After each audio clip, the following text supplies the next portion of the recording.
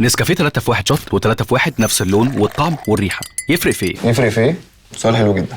3 في 1 لو حطيته في جيبك هيبقى طالع منه حته لبره، انما 3 في 1 شوت بيختفي خالص، بيغطس جوه، مش شايفه.